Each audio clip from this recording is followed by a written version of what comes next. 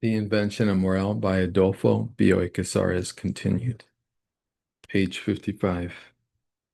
I heard Morel telling Faustine that he had to talk to her. She replied, "All right, let's go to the museum." There was an argument. Morel objected. "No, I want to make the most of this opportunity away from the museum so our friends will not be able to see us." I also heard him say, "I'm warning you. You are a different kind of woman. You must control your nerves." I can state categorically that Faustine stubbornly refused to go away with him. Morel said in a commanding tone, "When everyone else has gone tonight, you are to stay a little longer." They were talking between the palm trees and the museum. Morel was talkative, and he made many gestures. At one point, he took Faustine's arm. Then they walked on in silence. When I saw them enter the museum, I decided to find myself some food so I would be feeling well during the night and be able to keep watch. Tea for two and Valencia persisted until after dawn. In spite of my plans, I ate very little. The people who were dancing up on the hillside, the viscous leaves, the roots that tasted of the earth, the hard, fibrous bulbs, all these were enough to convince me that I should enter the museum and look for some bread and other real food. I went in through the call bin around midnight. There were servants in the pantry and the storeroom. I decided it would be better to hide, to wait until the people went to their rooms. Perhaps I would be able to hear what Morel was going to propose to Faustine. The bushy-haired youth, the fat man, and green-eyed Alec. Then I would steal some food and find a way to get away from here. It did not really matter very much to me what Morel was going to say, but I was disturbed by the arrival of the ship and Faustine's imminent, irremediable departure. As I walked through the large assembly hall, I saw a ghost copy of the book by Bellador that I had taken 2 weeks earlier. It was on the same shelf of green marble in exactly the same place on the shelf. I felt my pocket. I took out the book. I compared the two. They were not two copies of the same book, but the same copy twice. The light blue ink on both was blurred, making the word purse indistinct. Both had a crooked tear in the lower corner. Speaking of an external identity, I could not even touch the book on the table. I hurried away so they would not see me. First some of the women, then Morel. I walked through the room with the aquarium floor and hid the green room behind the screen of mirrors. Through a crack, I could see the room with the aquarium. Morel was giving orders. Put a chair and table here. They put the other chairs in rows in front of the table as if there was going to be a lecture. When it was very late, almost everyone had arrived. There was some commotion, some curiosity, a few smiles. Mostly there was an air of fatigued resignation. "No one has permission to be absent," said Morel. "I shall not begin until everyone is here. Jane is not here. Jane Grey is not here. What's the difference? Someone will have to go and get her. But she's in bed. She cannot be absent, but she's sleeping. I shall not begin until I see that she is here." "I'll go and get her," said Dora. "I'll go with you," said a bushy-haired youth. I tried to write down the above conversation exactly as it occurred. It does not seem natural now, either art or my memory is to blame. It seemed natural enough.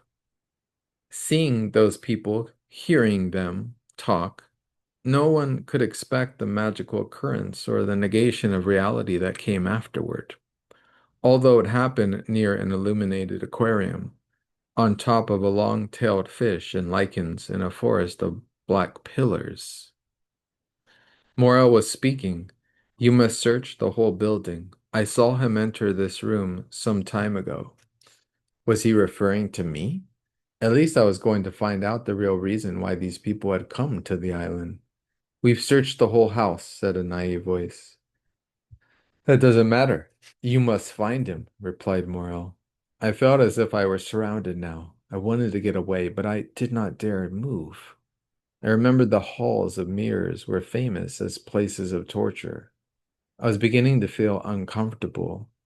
Then Dora and the youth returned with an elderly lady who appeared to be drunk.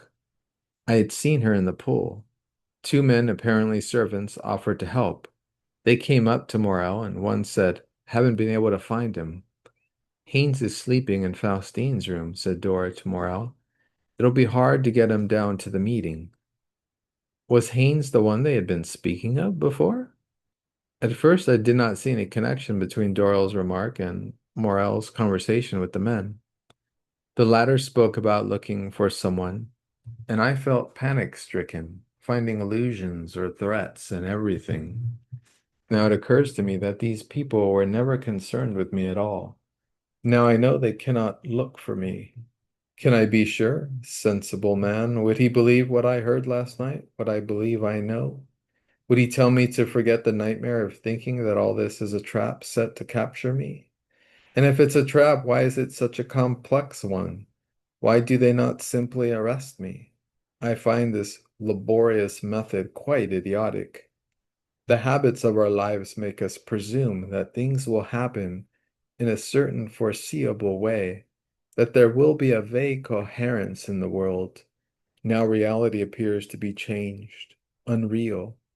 When a man awakens or dies, he is slow to free himself from the terrors of the dream, from the worries and manias of life. Now it will be hard for me to break the habit of being afraid of these people.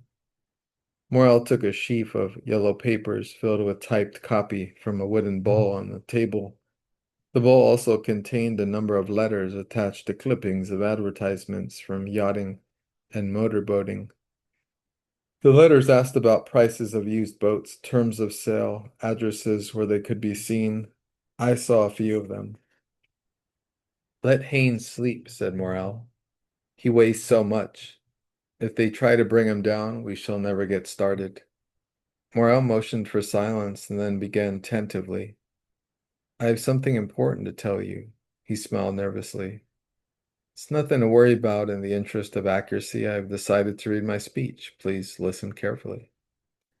He began to read the yellow pages that I'm putting into this envelope. When I ran away from the museum this morning, they were on the table. I took them with me. You must forgive me for this rather tedious and pleasant incident. We shall try to forget it. Thoughts of the fine week we have spent here together will make all this seem less important. At first, I decided not to tell you anything. That would have spared you a very natural anxiety.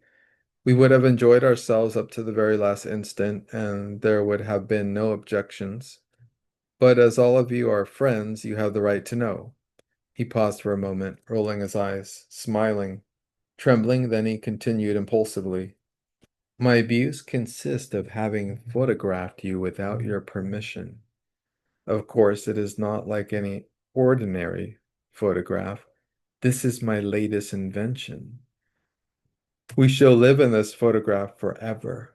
Imagine a stage on which our life during these 7 days is acted out, complete in every detail. We are the actors. All our actions have been recorded. How shameful, blurted a man with a black mustache and protruding teeth. I hope it's a joke, said Dora. Faustine was not smiling. She seemed to be indignant. Morel continued.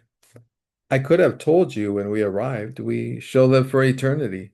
Perhaps then we would have forced ourselves to maintain a constant gaiety. That would have ruined everything, I thought. Any week we spend together, even if we do not feel obliged to use our time profitably, will be pleasant. And wasn't it? He paused. Well then, I have given you a pleasant eternity. To be sure, nothing created by man is perfect. Some of our friends are missing. It could not be helped. Claude has been excused. He was working on the theory in the form of a novel with theological overtones that man and God are at odds with one another. He thinks it will bring him immortality, and therefore he does not wish to interrupt his work. For 2 years now, Madeline has not been going to the mountains. Her health has been poor.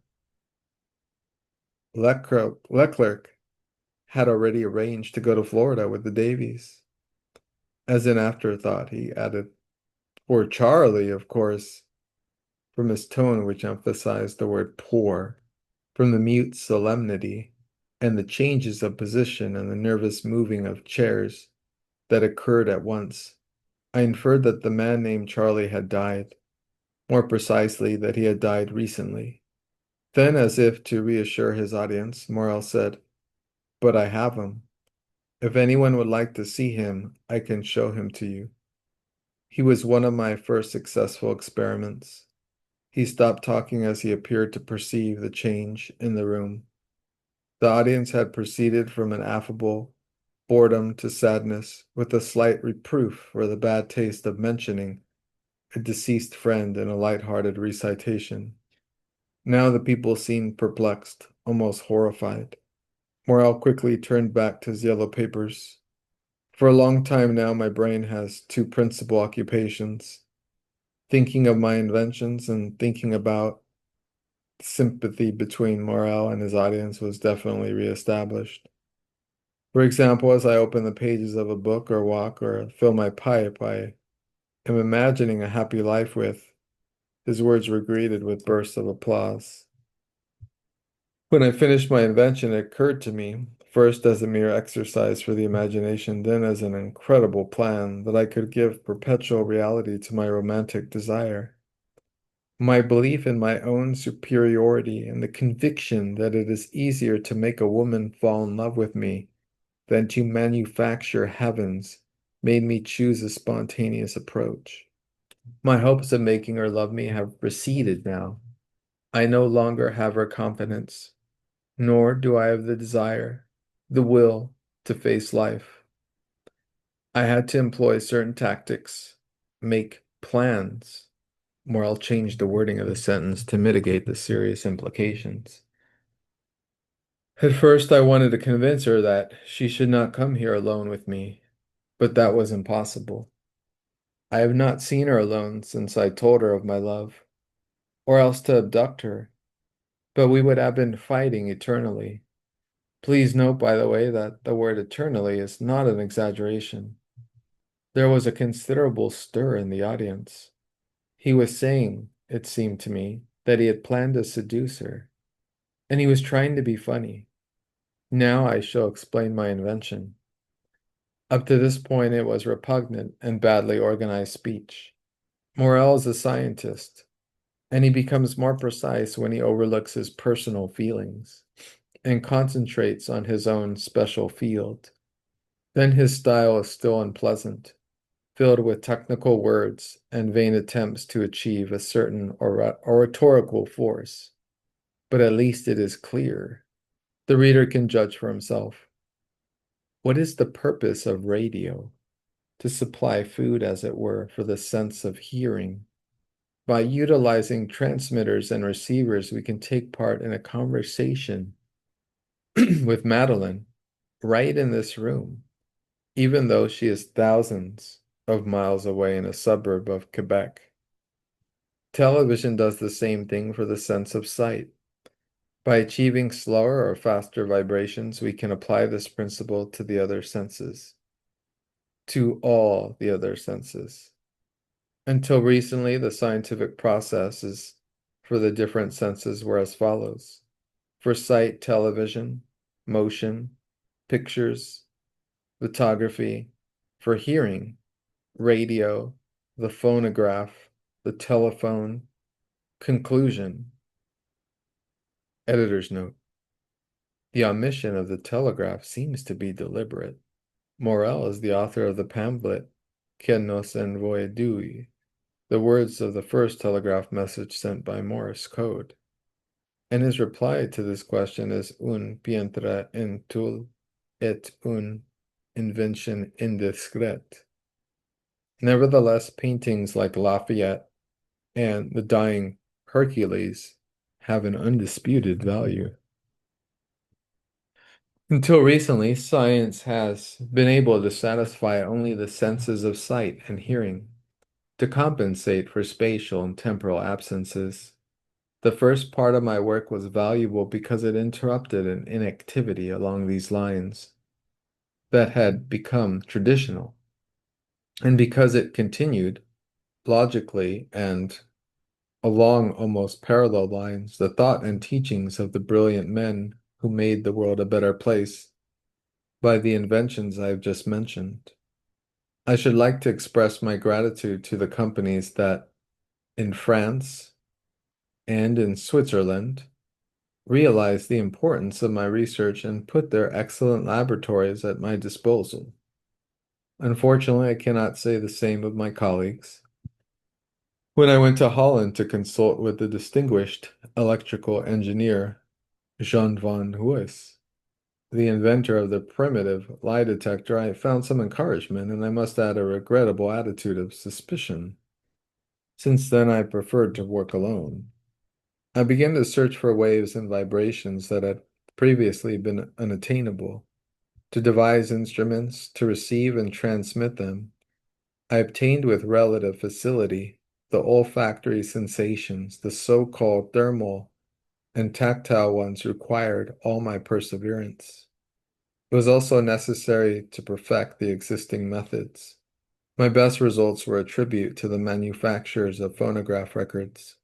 For a long time now, we have been able to state that we need have no fear of death, at least with regard to the human voice.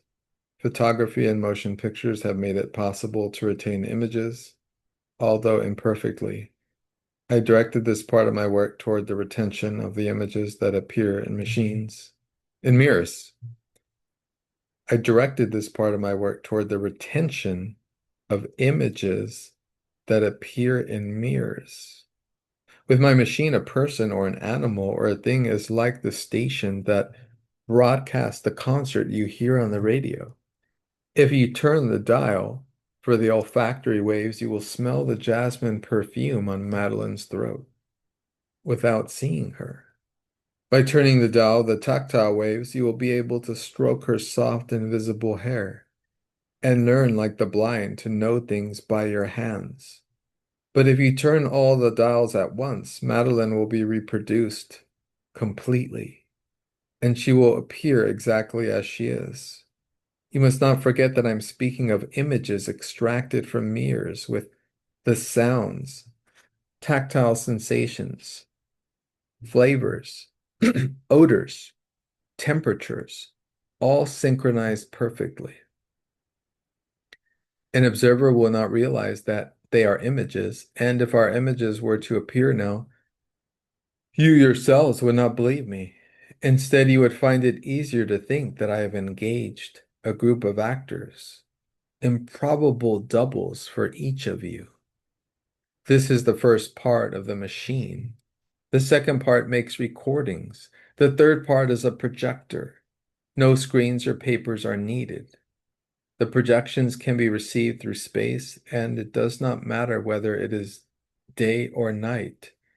To explain this more clearly, I shall attempt to compare the parts of my machine with the television set that shows the images from more or less distant transmitters. With the camera that takes a motion picture of the images transmitted by the television set, and with the motion picture projector, I thought I would synchronize all the parts of my machine and take scenes of our lives. As an afternoon with Faustine, conversations with some of you, and in the same way, I would be able to make an album of very durable and clear images, which would be a legacy from the present to the future. They would please your children and friends and coming generations whose customs will be different from our own. I reason that if the reproduction of objects would be objects, because a photograph of a house is an object that represents another object, the reproductions of animals and plants would not be animals or plants. I was certain that my images of persons would lack consciousness of themselves like the characters in a motion picture. But I found to my surprise that when I succeeded in synchronizing the different parts of the machine, after much work, I obtained reconstituted persons who would disappear if I disconnected the projecting apparatus and would live only the moments when the scene was taken.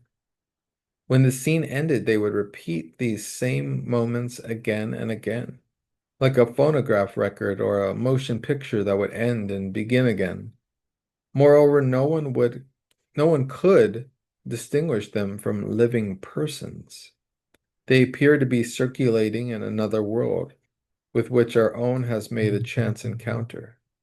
If we grant consciousness and all that distinguishes us from objects to the persons who surround us, we shall have no valid reason to deny it to all persons created by my machinery.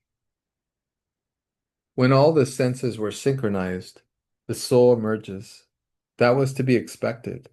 When Madeline existed for the senses of sight, hearing, taste, smell, and touch, Madeline herself was actually there.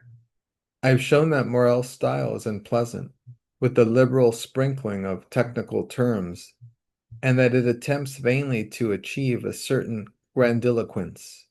Its banality is obvious. It is hard for you to accept such a mechanical and artificial system for the reproduction of life.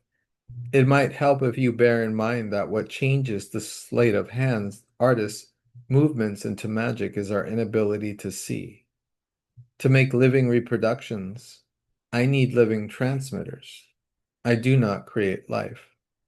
The thing that is latent in a photograph record, the thing that is revealed when I press a button and turn on the machine, shouldn't we call that life? Shall I insist, like the mandarins of China, that every life depends on a button which an unknown being can press? And you yourselves, how many times have you wondered about mankind's destiny, or asked the age-old question, where are we going? Like the unheard music that lies latent in a phonograph record, where are we until God orders us to be born? Don't you see that there is a parallelism between the destinies of men and images? The theory that the images have souls seems to be confirmed by the effects of my machine on persons, animals, and vegetables used as transmitters. Of course, I did not achieve these results until after many partial reverses. I remember that I made the first tests with employees of the Schwachter company. With no advance warning, I turned on the machine, then took them while they were working. There were still some minor defects in the receiver. It did not assemble their data evenly. In some, for example, the image did not coincide with the tactile sensations. There are times when the errors are imperceptible from specialized observers, but occasionally the deviation is broad. Can you show us those first images? Asked Stover. If you wish, of course, but I warn you that some of the ghosts are slightly monstrous, replied Morel. Very well, said Dora. Show them to us. A little entertainment is always welcome. I want to see them, continued Stover, because I remember several unexplained deaths at the Schwachter company. Congratulations, Morel, said Alec, bowing. You have found yourself a believer. Stover spoke seriously. You idiot, haven't you heard? Charlie was taken by that machine, too. When Morel was in St. Gallen, the employees of the Schwacher company started to die. I saw the pictures in magazines. All recognized them. Morel, trembling with anger, left the room. The people had begun to shout at each other. There, you see, said Dora. Now you've hurt his feelings. You must go and find him. How could you do a thing like that to Morel? Can't you see? Don't you understand? Insisted Stover. Morel's a nervous man. I don't see why you had to insult him. You don't understand, shouted Stover angrily. He took Charlie with his machine, and Charlie died. He took some of the employees at the Schwachter company, and some of them died mysteriously. Now he has taken us. And we are not dead, said Irene. He took himself too. Doesn't anyone understand that it's just a joke? But why is Morel so angry? I've never seen him like this. Well, anyway, Morel has behaved badly, said the man with the protruding teeth. He should have told us beforehand. I'm gonna go and find him, said Stover. Stay here, shouted Dora. I'll go, said the man with the protruding teeth. No, I'm not going to make any trouble. I'll just ask him to excuse us and to come back and continue his speech. They all crowded around Stover. Excitedly, they tried to calm him. After a while, the man with the protruding teeth returned. He won't come back. He asked us to forgive him. I couldn't get him to come back. Faustine, Dora, and the old woman went out of the room. Then some others followed. Only Alec, the man with the protruding teeth, Stover, and Irene remained. They seemed calm, but very serious. Then they left together. I heard some people talking in the assembly hall and others on the stairway. The lights went out and the house was left in the livid light of dawn. I waited on the alert. There was no noise, there was almost no light. Had they all gone to bed? Or were they lying in wait to capture me? I stayed there for how long I do not know, trembling, and finally I began to walk. I believe I did this to hear the sound of my own footsteps and to have evidence of some life, without noticing that perhaps I was doing exactly what my supposed pursuers wanted me to do. I went to the table, put the yellow papers in my pocket. I saw, and it made me afraid, that the rooms had no windows, that I would have to pass through the assembly hall in order to get out of the building. I walked very slowly. The house seemed unending. I stood still in the doorway. Finally, I walked slowly, silently toward an open window. I jumped out, and then I broke into a run. When I got to the lowlands, I reproached myself for not having gone away the first day, for wanting to find out about these mysterious people. After Morel's explanation, it seemed that this plot was organized by the police. I could not forgive myself for being so slow to understand. This Morel's explanation, a plot organized by the police? My suspicion may seem absurd, but I believe I can justify it. Anyone would distrust a person who said, "My companions and I are illusions. We are a new kind of photograph." In my case, the distrust is even more justified. I have been accused of a crime, sentenced to life imprisonment, and it's possible that my capture is still somebody's profession, his hope of bureaucratic promotion. But I was tired, so I went to sleep at once, making vague plans to escape. This had been a very exciting day. I dreamed of Faustine. The dream was very sad, very touching. We were saying goodbye. They were coming together. The ship was about to leave. Then we were alone, saying a romantic farewell. I cried during the dream and then woke up feeling miserable and desperate because Faustine was not there. My only consolation was that we had not concealed our love.